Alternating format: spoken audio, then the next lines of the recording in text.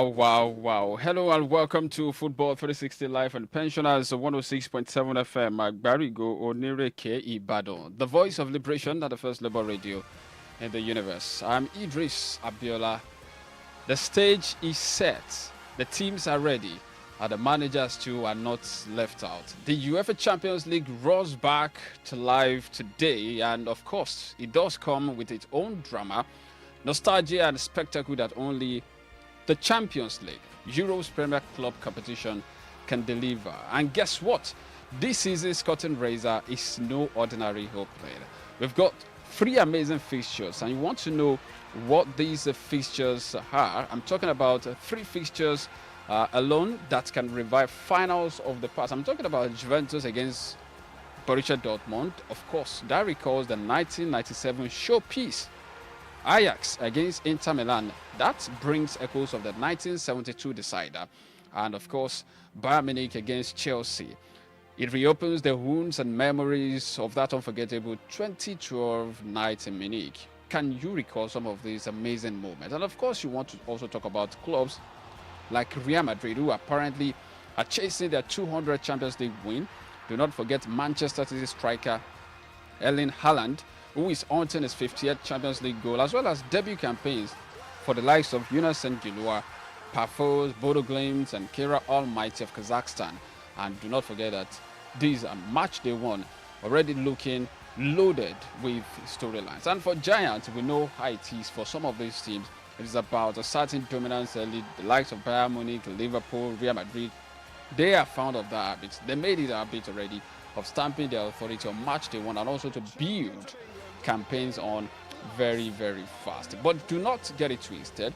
We're also talking about what is happening much more at home. I'm talking about the Nigeria Premier Football League, where for Shooting Stars, it's been 2 losses, 2 draws. The Ibadan Soccer Warriors are yet to get their maximum points this season. But for Eyimba, they have soared to the summit of the MPFL. And of course, do not forget, it was a 2-0 victory they got down over the line the last time out in the MPFL against Bayelsa United. And with that, they are able to get their ceiling right there at the very top of that MPFL table. And do not also forget that we monitor the events in the English Premier League. Well, Liverpool, for them, has been 4 wins in 4 matches. And there are those who are now saying that, yes, the stuff of champions, even when you are not playing so well, you still find a way of getting victories down the line. And exactly what Liverpool have been able to do this season thus far. So we're going to be taking a look at some of the events that happened the last weekend across 5 major leagues in Europe and here as well in Nigeria. And, well, it's going to be another swell time for us on the show today. But do not get it twisted. It's Football 360, and this is Pensioners 106.7 FM, Ibadan.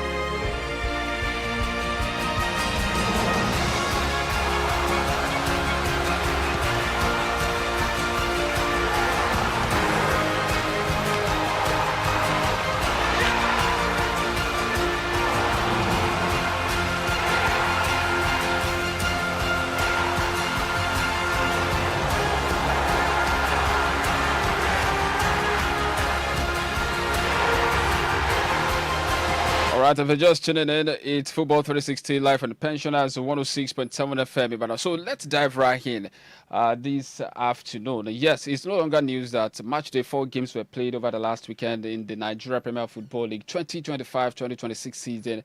We saw how these teams apparently fared. But let's take a look at 2 teams very quickly. By the way, I need to also give you the results which I know that you're familiar with already. But talking about Eyimba, the other time I talked about the fact that they are now at the very top of the MPFL table. They defeated Bayelsa United 2 goals away from home. Indeed, it was a masterclass of a performance. The two-time CAF Champions League winners laid out their own marker. So Chidera Michael opened the scoring for them in the 78 minutes after the opening half had ended in a stalemate. And 5 minutes later, Kalun Weke found the back of the net to secure the victory for the coach Stanley Guma-led side. And that win sees Eyimba sit top of the table with 8 points from their opening 4 league outings, having won 2, drawn 2, and lost none of their fixtures. So for Eyimba, it's safe to say that they are right there, and they're going to take on Bendel Insurance in the next league clash at the Eyimba International Stadium in Aba on the 21st of September. Of course, Bayelsa United will host visiting Nasarawa United in another home fixture in Yenogua. We can also talk about Kano Pillars too, who were able to get a win this season, courtesy of that Ahmed Musa's goal for them at the Sonny Abacha Stadium in Kano. Ahmed Musa, formerly of Leicester City, formerly of CSK Moscow, he scored the even as the edge clear of the relegation zone. They've been battling relegation even since the beginning of the season. They've not been playing so well. And we also saw in the game how their captain, that's Rabiu Ali, missed from the penalty spot. But at the end of it all, they were able to get that 1-0 victory down the line. So at this juncture, I'd like to bring on board Similolua, who is joining me virtually on the show today. Simi, it's a pleasure to have you on the show. Good afternoon to you, Simi. Can you hear me?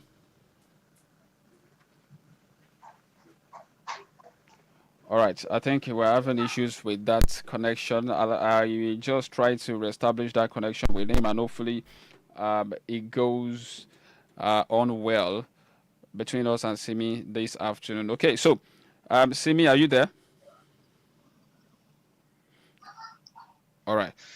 Well, as I was saying, for Shooting Star Sport Club of Ibadan, it was not a day that you would always want to remember because expectations were high. Yes, it was an away game, and looking at the quality of the opposition in Rivers United, that was a game you would ordinarily not expect Shooting Stars to win. But then, considering the fact that they have been unable to get victory down the line this season, so you would have thought they would fight and possibly come back home with the points. But it was not meant to be for Shooting Stars because they fell to a narrow 1-0 defeat against Rivers United on match day 4 at the Adokia Misimaka Stadium in Port Harcourt. Rivers United got their own in the 73rd minute, and it was like a corner kick, and they converted from that one. And that was it. It was a 1-0 victory for Rivers United, the Omas, and for Shooting Stars, the search for the first win of the league season continues. So what exactly does this mean for Shooting Stars and their position on the table? And if you want to take a look at the bigger picture, what does this portend for the newly reshaped club? But we need to hear from the manager himself. I'm talking about Coach Nuruddin Aweroro of Shooting Stars, who shared his thoughts after the narrow loss to Rivers United. Let's listen to Coach Nuruddin Aweroro of Shooting Stars, and we'll be right back. The champions of England again at last are Liverpool.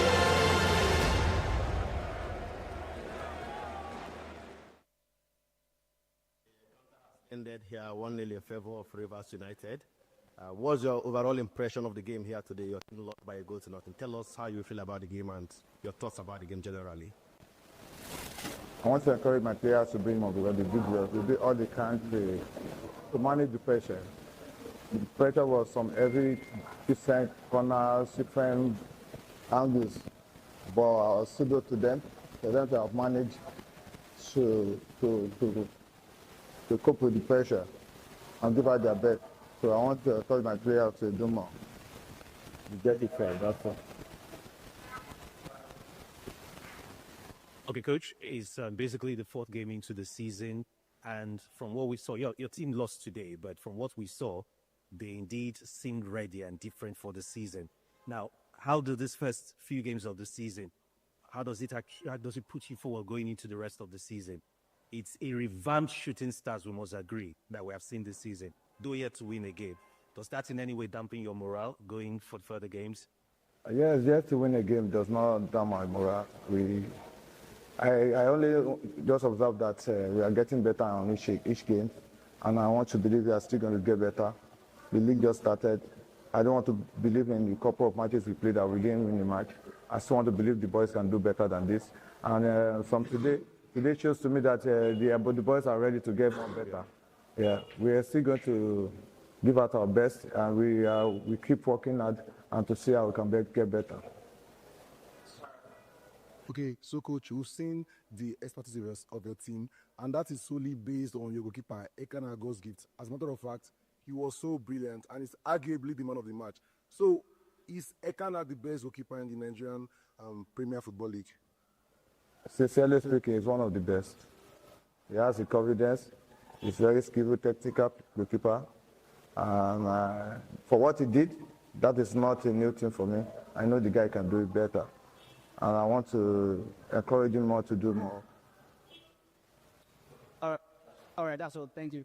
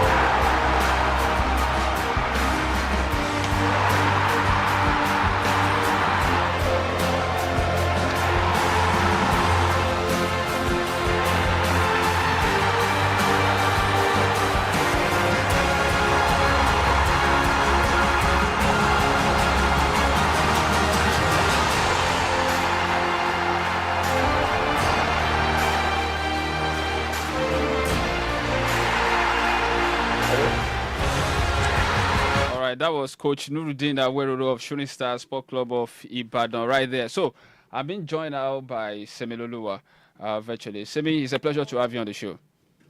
Hello? Yeah, it's a pleasure to have you around. Hello, Semi, you are live on the radio. Hello?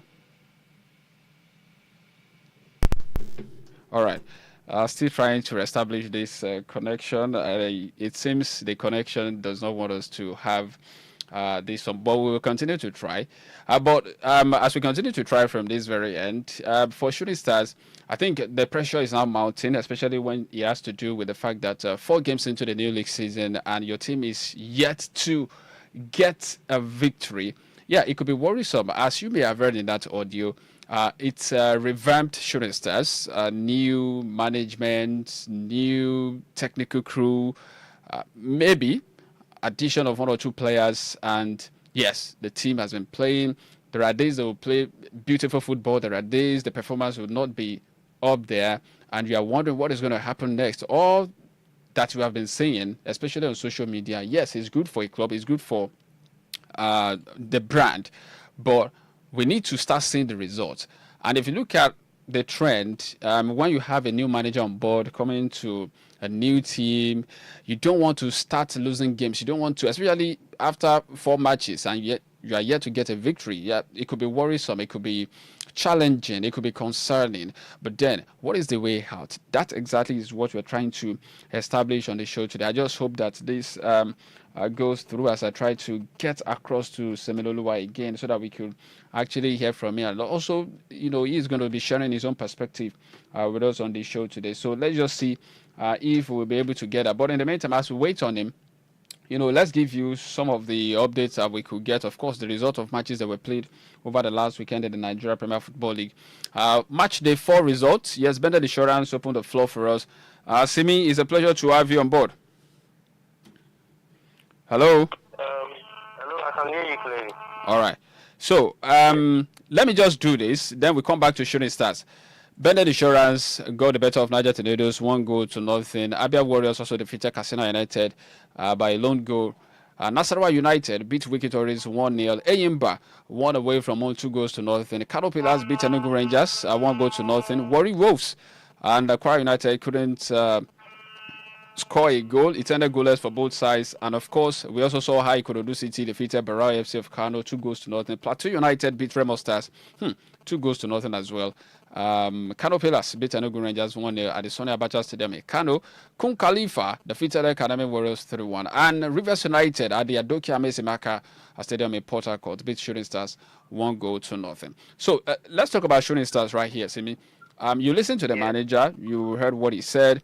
And I mean, he said the fact that they are yet to get a win 4 games into the new league season does not dampen their morale.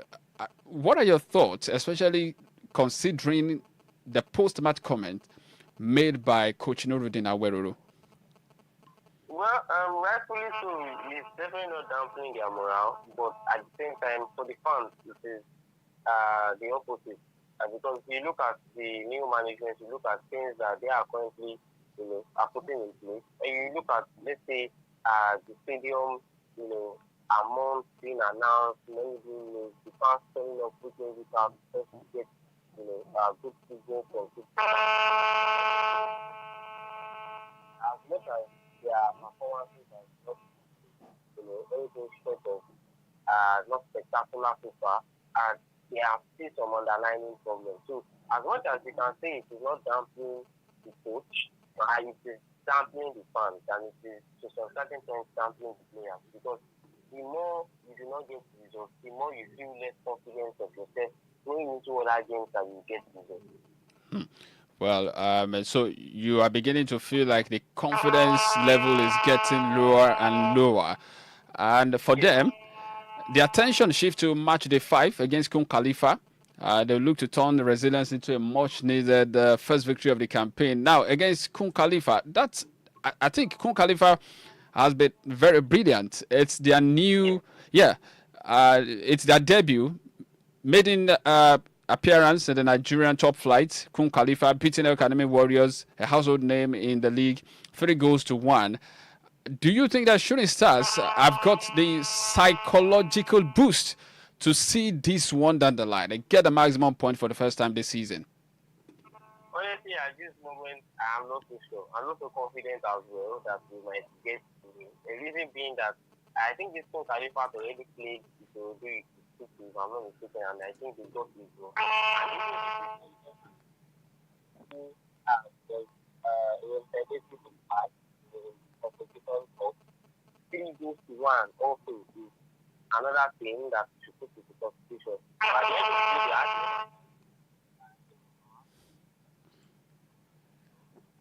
Please go ahead. Definitely one thing I will do is if a team as big as Shooting Stars kind of caliber that we possess, we not get much negative. But as a patriot and as a fan, I would want Avenue to get a win. I want Shooting Stars to get a win. But peradventure, he does not get a win. Peradventure, Avenue does not get a win against Kun Khalifa. If he gets a draw, then by match the 8th, if he's not gotten a win, regardless, he should get sacked.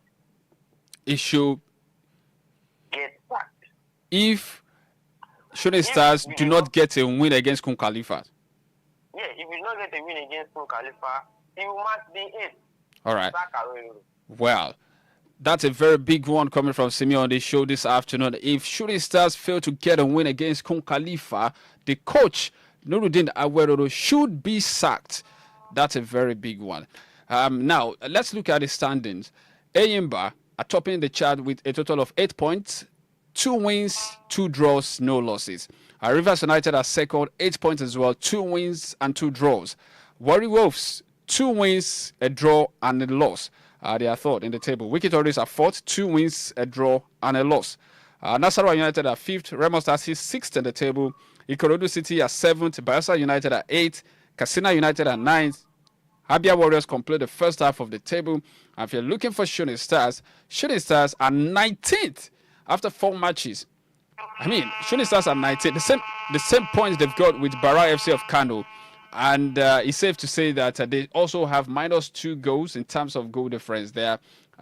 Yes, Shooting Stars, no wins, 2 losses, and 2 draws. Kun Khalifa, that they will be playing, Kun Khalifa, by the way, are 15th at the table, a win, a draw, and 2 losses for Kun Khalifa. So, you are expecting Shooting Stars to beat Kun Khalifa on match day 5? Yes, I definitely expect us to beat Pro Khalifa. And they've gotten a win, good. And they do against Ikorodu City as well, good. But still, a victory for Shooting Stars will go a long way. So for me, we should get the most needed victory. Okay. Yes, we need to get that one down the line. Kun Khalifa against Shooting Stars on Sunday, the 21st of September, right here. The Lake Salami Stadium in Adamasingba, Ibadan. 4 o'clock, that's when the game will be played. So Katsina United will lock horns with Wiki Tories on Sunday. Bayelsa United will host Nasarawa United. Barrow and Rivers, 4 games are going to be postponed as a result of some of these teams who are having engagement on the continent. So Rivers United have an engagement on the continent. Let's see other teams. Kwara United are also going to be playing on the continent, just as Remo Stars also have an engagement. So these teams will not have their games go down this coming weekend. But in the meantime, Enyimba will be playing Bendel Insurance. Niger Tornadoes will host Ikorodu City. And yeah, Ekanema Warriors against Warri Wolves. Bayelsa United will host Nasarawa United. Okay, Simi, away from the Nigeria Premier Football very quickly. Let's talk about the other 20 World Cup, which is going to kick off in Chile very soon. Flying Eagles have been preparing, and you remember they had their last phase here in Nigeria, in Abuja. On Sunday, they left the shores of the country for Chile, where they're going to be, preparing ahead of the championship, which is going to kick off very much later. And of course, this is coming up on the 27th of this month.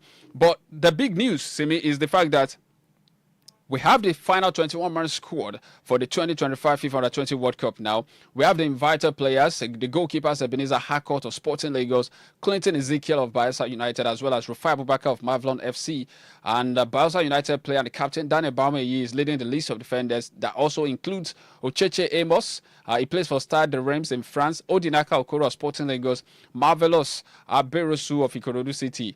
Alato Azuka of 36 Lions, and Akinyele Ahmed Olamide of Remo Stars. We also have Israel Ayuma, who plays in Croatia, Emmanuel Okowoche of FC Montana in Bulgaria, Mustafa Kamaldeen of Kwara Football Academy, Daniel Daga of Moda FC in Norway, Awal Ibrahim of Aqua United, and Nasiru Soliu of Kabbalah FC in Azerbaijan.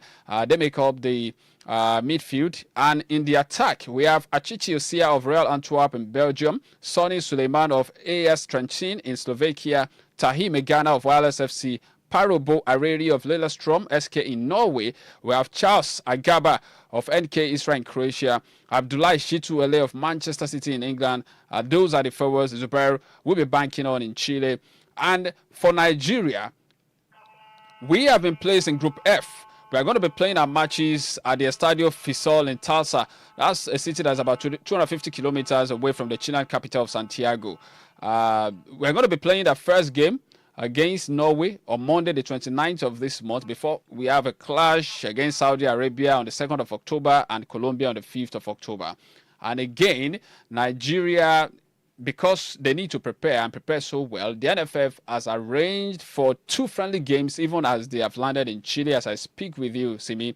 2 friendly matches against host nation Chile as well as Australia. We have gotten that confirmation from NFF, Head of International Competitions, Dayo Enebi, who confirmed that Nigeria will be playing Chile in the first friendly game on Saturday, the 20th of September, this coming Saturday. And they will also play Australia on Tuesday, the 23rd of September. That's how they want them to get ready. Now, talking about the FIFA Under-20 World Cup, do not forget Nigeria has never won it. We are at the very, very, very best. We have, let me say, we won bronze medals, we won silver medals, but the gold medal has been kind of elusive for Nigeria Under-20 boys. Can we go all the way this time? Well, based on our last performance in the AFCON, the AFCON tournament, we crashed out early, I think, in the quarterfinals. Yeah. Against goalkeeping error. I think based on that, I do not seem so confident about getting a gold medal. But at the end of the day, it's a tournament football. Anything can happen in the world of football. But having two friendly games really close to the start of the tournament, for me, is not so much encouraging as well. And noting also that a lot of foreign players that will be included in that team just joining us as Chile. It's also something to take into note. And maybe at the end of the day, one addition that we can bank on is the fact that Akot definitely be very Sporting Lagos goalkeeper. Yes, because it seems like the only viable and reliable goalkeeper that the under 20 has, and we should be banking on that. But referring back to the AFCON tournament as well, we did not have so much, progress when it comes to the upfront strikers, how well they performed in terms of goal scoring or even creating opportunities for themselves to put Nigeria ahead. I've taken all this into consideration. I don't feel totally. But for me, I think the most we should be able to get, being realistic now, is going to be the quarterfinals. The quarterfinals. So you think that the under 20 boys do not have what it takes to go all the way?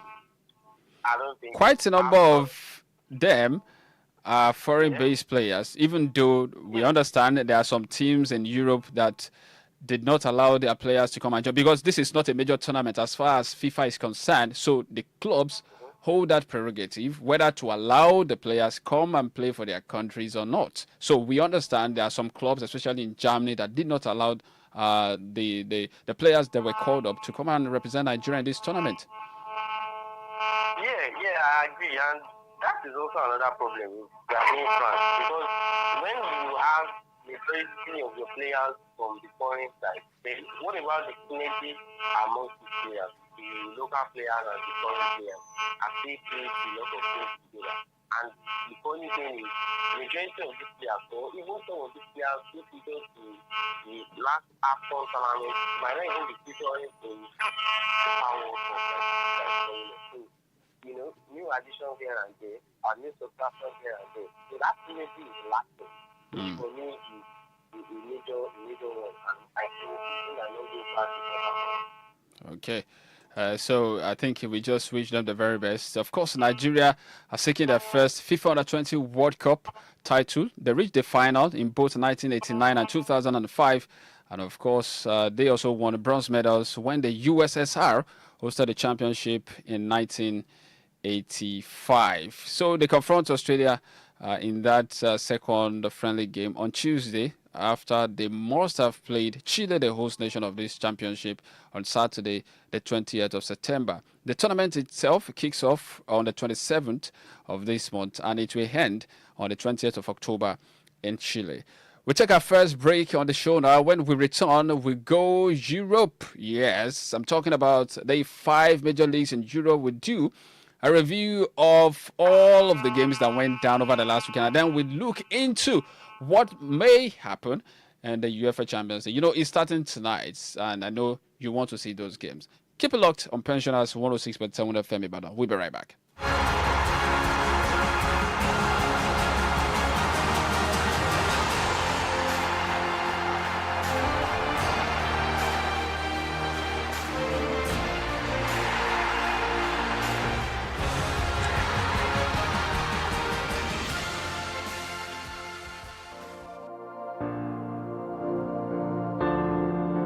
She wanted to pay her fee. She needed to survive. And someone told her, just donate your eggs. It's quick money. But they never told her about the pain. Abdominal cramps that won't go away. Mood swings. Bleeding. Breast tenderness, ovarian hyperstimulation syndrome, and other infections are health implications. Infertility, the fear of never being able to have a children one day, is a long-term effect. Dear sisters, your body is not for sale. Egg donation is not a side hustle. It's a serious medical procedure with risk they won't tell you about. And to those recruiting young girls, stop. This is not help, it's harm. Young girls, your dreams are valid. Your health is priceless. Say no to dangerous egg donation practices. This message is brought to you by Pensioners 106.7 FM.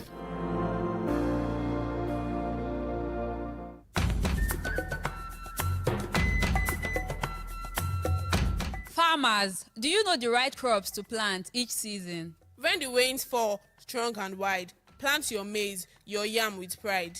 When it's dry and sun is high, go for onions, pepper, give it a try. But don't just guess. Speak to an expert before you plant. Weather changes and every region is different. Extension officers are ready to guide you. They will tell you what to plant, where and when. Don't risk your harvest. Get the right advice. Know the weather. Choose the seed. Get advice before you lead. Farm with knowledge, farm with care, and you reap harvest everywhere. This message is brought to you by Pensioners 106.7 FM. Farming smart is farming strong.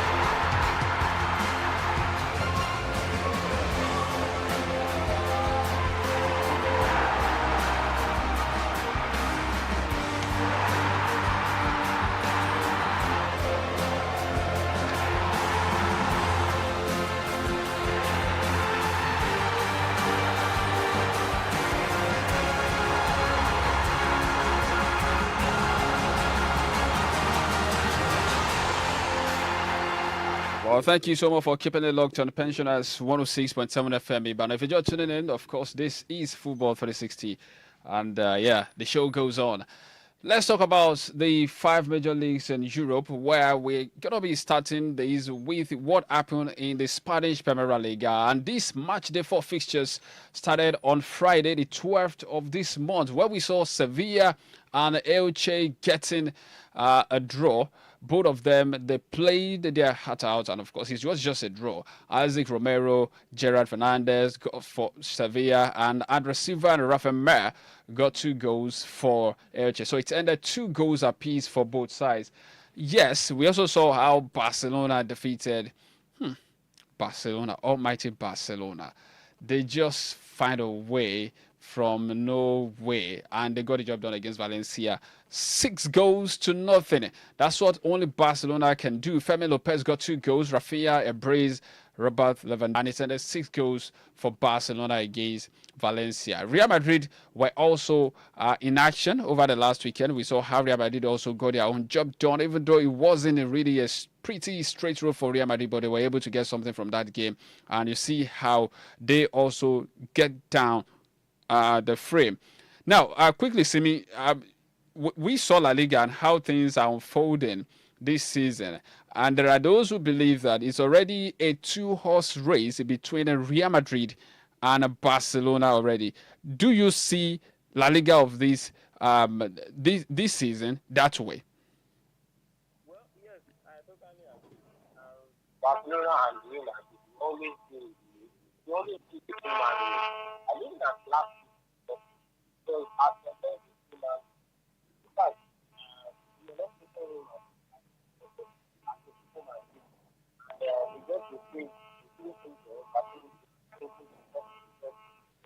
and I think that this Real Madrid and Barcelona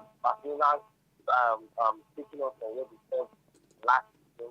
Real Madrid is the new manager, you can set them from that started this season. Even though in the last we got the red card, they were too able to manage things out the game. So at the end of the day, I think we can confidently see that these 2 families, Real Madrid and Barcelona, will definitely do very well. And I don't see it in that changing or even getting to any point And now you see Real Madrid there, 12 points. Barcelona are second with 10 points. Espanyol are third, 10 points as well. While Getafe completed first four with 9 points. If you look at the next run of fixtures, maybe we should start from match day 5.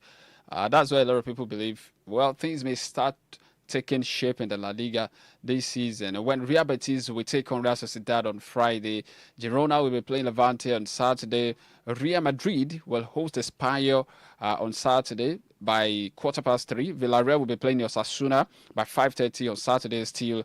Alaves will host Sevilla by 5:30 on Saturday. And for games that will be played on Saturday, this will complete it. Valencia will host Athletic Club, that's Athletic Bilbao. On Saturday as well by 8 p.m. So on Sunday, we have Rayo Vallecano playing against Celta Vigo by 1 p.m. Mallorca will host Atletico Madrid by 3:15. Elche will be playing Real Oviedo by 5:30. And Barcelona will host Getafe by 8 p.m. on Sunday night. So that's the La Liga for you. Then let's talk about the English Premier League. But before we do that, let me seek your indulgence, Simi, for the Bundesliga. I do not know what your perception of the Bundesliga would be, but we've seen that match day 3, Bayer Leverkusen, even with the red card, defeated Eintracht Frankfurt 3-1. Union Berlin also got the better of. They lost at home to Hoffenheim 2-4. FC ADEJUMOBI lost at home as well to Dortmund 2-0. FC ADEJUMOBI, do not forget, was red carded at some point in that game. And we also saw RB Leipzig defeated Mainz 5 away from home, though. So it's already looking like it's another title to lose for Bayern Munich, because they got the job done on Saturday, beating Hamburger 5-0. So for me, I just think that it's another title to lose for Bayern Munich. They've made great additions. Luis Diaz from Liverpool, and even the former Chelsea striker, he also joined them. So 5-0 victory over FC Hamburger. What is your take concerning the Bundesliga this season? Well, for the Bundesliga, I don't think they want to see it. I think business discussion around Bundesliga look up to at the beginning position just from state as the team to Champions League. So number one, I think that is set and done already. Bayern Munich is flying start. I think the other statement is make it different company now in packaging food. Yeah. Actually, Bayern Munich like a good last. So, for the Bundesliga, I think that one is going to be the practically left and right. So, in fact, going into season with Xabi Alonso leaving Bayern Leverkusen, I don't think anyone would have said Bayern Leverkusen. I think that's happening. Oh, okay. Sagnabry got the early goal as early as the 3rd minute. Alexander Pavlovic made it 2 in the 9th minute. Harry Kane had a double. He scored a penalty in the 26th minute, then a goal from open play in the 62nd minute. And Luis Diaz also on the score sheet over the last weekend. He scored in the 29th minute to make it a 5-0 victory for Bayern Munich. And talking about the standings, Bayern Munich are on top, 9 points already. They won all 3 matches. Dortmund are second, 7 points. FC Cologne are third with a total of 7 points. Of course, FC St. Pauli, who are in the 4th position, also have 7 points. So for match day 4 in the German Bundesliga, already we have these fixtures are coming very fast. And I think now VfB Stuttgart will be playing St. Pauli on Friday by 7:30. Augsburg will be playing Mainz on Saturday by 2:30. FC Hoffenheim will host Bayern Munich by 2:30 on Saturday. Hamburger will host ADEJUMOBI by 2:30 on Saturday as well. Werder Bremen against SC Freiburg by 2:30. And RB Leipzig later on Saturday will be playing FC Cologne by 5:30. And on Sunday, it's going to be Eintracht Frankfurt against Union Berlin. Bayer Leverkusen will host Mönchengladbach, while Borussia Dortmund will be hosting Wolfsburg by 6:30 on the Sunday.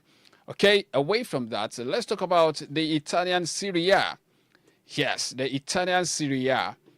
But my own concern, maybe because I'm a Nigerian, is the fact that Ademola Lookman has not been playing for Atalanta. We will get to that part of the show, but just to run through the result we got over the last weekend, match day 3 of the Italian Serie A. Cagliari beat Parma 2-0. Juventus humiliated Inter Milan 4-3. That was one of the biggest games of the last weekend.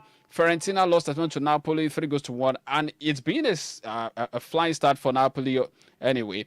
Roma lost at home to Torino 1-0. Atalanta humiliated Lecce 4-1. Pisa lost at home to Udinese 1-0. AC Milan beat Bologna 1-0 as well. Sassuolo beat Lazio 1-0. Como and Genoa 1-1 draw. Verona and Cremonese a draw, but it was a goalless draw for them. Now, Juventus and Inter Milan. But let's talk about Napoli. For Napoli, don't you think they are on another impressive run in the Italian Serie A? Kevin De Bruyne, Rasmus Højlund, Sam Bekwema. And very quickly, maybe you should add this to it, Simi. Players who are leaving the Premier League to join clubs in the Italian Serie A have been flourishing. McTominay of Manchester United, Kevin De Bruyne of Manchester City, even Rasmus Højlund, who you could refer to as an outcast at Manchester United, has started flourishing at Napoli. What is happening? What is the trend? Yeah, please go ahead. Yeah, for a Premier League player going to the Serie A of flourishing, as you can see, the intensity of the Premier League differs from Syria. And you can also say they are like-minded technically, technical football from both teams. Because for the likes of Syria, and the likes of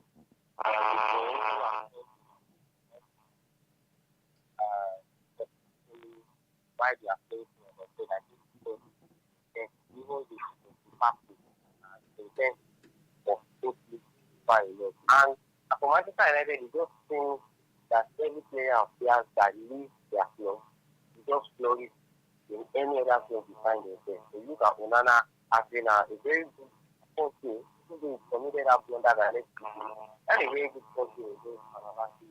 So you look at Rafael,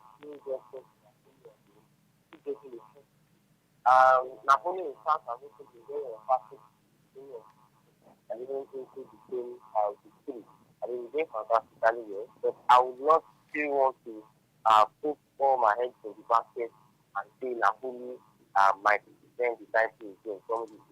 You look at Inter Milan with Chivu, and they are doing fantastically well, even though they lost to Juventus. And even Juventus also has been building on their ground, even from last season. And maybe this season might just be that difference for them. So Napoli will definitely still be in the conversation, but we still need to keep the position like Inter Milan and Juventus also not being better. Okay, so you think that Napoli and Juventus, it might be a race between them two? For me, I think it's a race between three. Inter Milan, Juventus, and Napoli. As we speak, Inter Milan sit 11th in the Serie A table. They've got a win and 2 losses. So they are 11th. On top, you have Napoli, 9 points. Juventus second, 9 points. Cremonese are third, and Udinese complete the top 4 right now after 3 rounds of matches. That's the Italian Serie A. So next for them, in the Italian Serie A, you have match day 4 fixtures. Lecce against Cagliari on Friday. Bologna, we face Genoa on Saturday. Udinese, we host AC Milan. Torino, we host Atalanta. Fiorentina, we host Como. Pisa, we play away at the Naples, facing Napoli. And Inter Milan will be hosting Sassuolo. Cremonese, we play host to Parma. Lazio, we face Roma. Verona and Juventus, we play Tacus. And like I said, Lecce will be playing on Friday against Cagliari. That's the Italian Serie A there. Then we come to the English Premier League. Quite a number of talking points here, really. For the champions, the defending champions, I'm talking about Liverpool, 4 games, 4 wins. There are those who think that, yes, they've not been convincing in their performances, but then they still get victory down the line. There are those who say that is exactly the stuff of champion. Even when you have not hit your stride, you are still finding a way of winning games. So what is it for you about Liverpool, Simi? Is it that it's been luck, or is just a stuff of champions? I would not say it's not. I would also say it's a sort of champion. Because that is what sets apart champions from the small boys. Even though you are not getting the much needed style of football, implementing your style on the pitch of play, you are still finding a way to squeeze out that result. And that is what they do. A lot of players in that team, new players, new addition, have not lived up to expectations. Look at the likes of Vet, who was bought for a record fee of, I think, 121 million. 116. If I'm not mistaken. He has not lived up to that role as number 10. Even Salah this season has not hit the ground running. You look at the likes of David Clyde, who are regular in that team, rising up to the call to get results, to push results. You look at the striker with Google 86, also doing it. Driving back, and the usual names still putting in the effort just to get to it. I think it will take a long time before the team fully gels together. But at the moment, they are squeezing out the results and having the best of performances. But for me, I think that is top of the champion. All right. So Arsenal beat Nottingham Forest 3-0. And for Ange Postecoglou, returned to London after being sacked by Tottenham Hotspur. Not the best of time for him at the Emirates Stadium. He lost to Arsenal 3-0. Ange Postecoglou, is it the man to make... Nottingham Forest, by the way, have been champions of Europe in the past. So do you think that Ange Postecoglou is ready and is the man to stabilize the team to make them a Premier League team?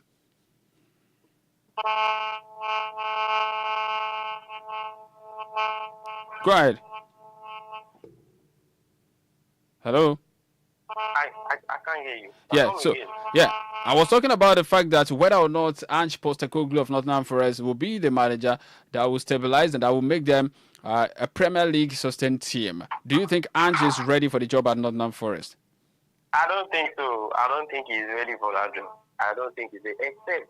Except he's ready to change, himself. Except you see a different Ange Postecoglou that we saw from Tottenham. Except to see a coach that is ready to change the style of football when his style of football at the moment is not going away.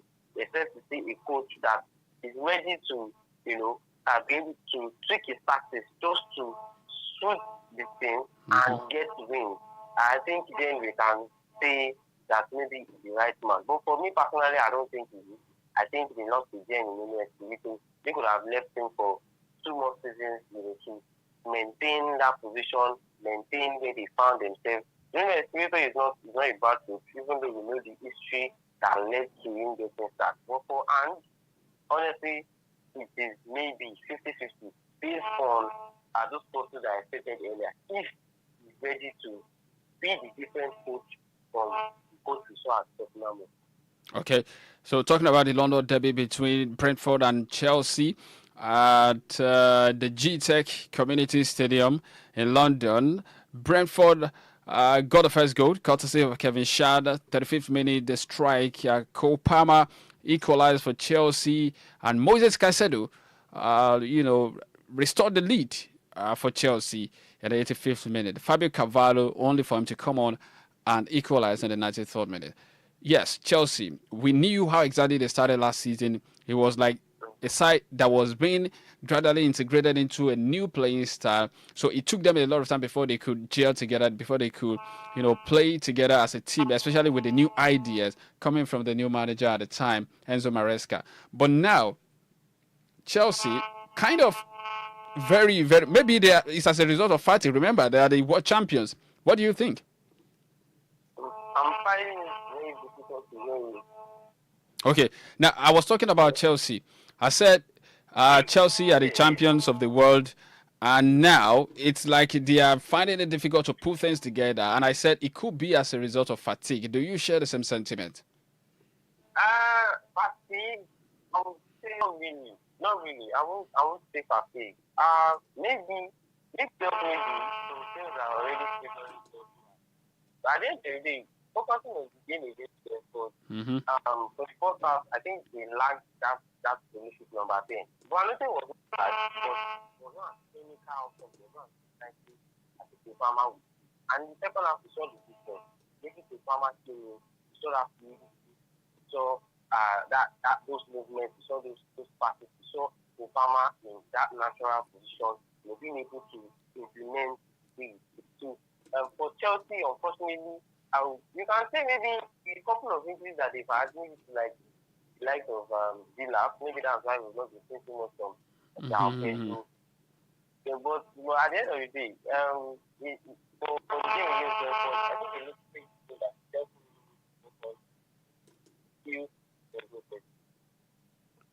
All right. Very quickly, let's talk about this very one. And it's a bit concerning, even for non-Manchester United fans. Can you hear me, Simi? Yes. Manchester City humiliated Manchester United last weekend at the Etihad. Phil Foden, Erling Haaland, they got 3 goals for Manchester City. Now, here are the issues. For Manchester United, yes, there are problems. Everybody knows that.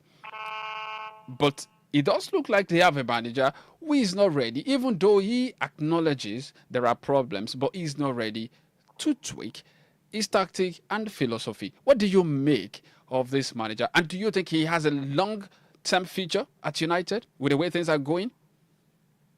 Well, for Amorim and Manchester United, yes, Manchester United definitely has to. Amorim has bigger things. And for me, I think that this Amorim is enjoying because you cannot, just make performances in this house and still be at that position that you find yourself. You go to some other clubs, you would have been starting right now. You can argue that yes, some of the players will not fit the style of football, this and that. You need maybe 2 more midfielders to fulfill that role in the middle of the park. But you look at that squad and you say to yourself, you have about 5 number 10s in that squad, and you want to play every single one of them. You want to play Bruno as a super hit. You want to play Sonwa, you want to play Remo, you want to play Mount. With that already 4 number 10. So that is very harmonious problem. And for me, management say they got it wrong. When you know that you are getting Sonwa and Remo, then you should have sold Bruno, who is another number 10. You can argue that Bruno, yes, this and that is one of our greatest players. But you got an offer of 100 million for a 30+ player. Honestly, that is an offer that you should not be refusing. And for Amorim, I think the fact that he's not also taking a commission here is another problem, because clearly he really the possibility with this caliber of players that he has, he gets results this thing with that. I mean, this player football. So for me, as much as the management has problems, Amorim has bigger problems. And Manchester United's problem at the moment is they cannot start Amorim. They will have to give him enough of time, maybe to after January. Get him to the leaders. Okay. Okay. For Manchester United manager Ruben Amorim, he has said that he will not change his formation, neither will he change his tactics. And he also admitted that he's suffering even more than the club supporters and fans, especially after their 3-0 derby against Manchester City on Sunday. I would have loved to play you the sound bites of that particular comment, but because of time, we would not be able to do that. But I like to also say, Simi, that since Sir Alex Ferguson, about 12 years ago, left Manchester United, there have been 2 caretakers and 8 substantive bosses, and there is no fresh desire to start again with a night. And that said, Amorim desperately needs a performance and more positive result against Chelsea. They are playing Chelsea this coming weekend. Otherwise, the clamor for his sacking, I remember the class of 1999 and now the class of Manchester United players of 1999 is now speaking up. Everybody wants to get him sacked. And it's painful to watch. 4 points from their opening 4 games. United have endured their worst start to a Premier League season since 1992-1993. Remember, very lately they went out of the Carabao Cup, one of only 3 competitions they had a chance to win this season against Grimsby Town of League 2. So it's a painful time to be a Manchester United fan. And there are those who also think that Manchester United have been losing out on fine margins. They believe that, yes, the result says 3-0 defeat to Manchester City. But if you look at the way they played, yeah, Manchester United also missed sitters. Casemiro did that. In Belmo also had a volley that was saved by Donnarumma. So they believe the team maybe has been playing so well, but the results have not been coming their way. What is the way out? Is it Kobe Mainoo? Because we also saw that Kobe Mainoo improved the Manchester United's midfield performance when he came on. What is it about Kobe Mainoo? Is the manager overlooking the quality that this young midfielder possesses? For Manchester United, I think he lost progress, but time will not pass. I say I should go into the tactics of harmony, then that will take another 1 hour. To me, what way forward to harmony do not start the entire number 10. If they are going to start Bruno, then put him in his comfortable position as the number 10. Maybe 6. So another player is out, you can put Bruno there. Mount does not need to start. You can put Minor as the number 8. It's better as the number 8. Then you can put Manu Ugarte as your deep line looking for. All right. Well, you already said that time is no longer friendly. I just have to admit that at this very point. I need to appreciate you for your time on the show today, Similolua. Even though the network was trying to be funny, but at last we still had a way. Thank you so much for your time, and hopefully we do this again some other time. All right. So as I round off now, let's tell you that UEFA Champions League returns tonight. PSV against Union Saint-Gilloise by 5:45 p.m. Athletic Club against Arsenal 5:45 p.m. Today we see that Juventus against Dortmund by 8 p.m. Benfica will host Karabag FK by 8 p.m. Tottenham against Villarreal, Real Madrid against Marseille, and tomorrow a couple of games are going to be played. But 5:45 p.m. 5:45, we're going to see Athletic Bilbao against Arsenal. Well, our producer has been Babatunde Tiameyu. I am Idris Abela. Thank you so much for your time. We do this again some other time.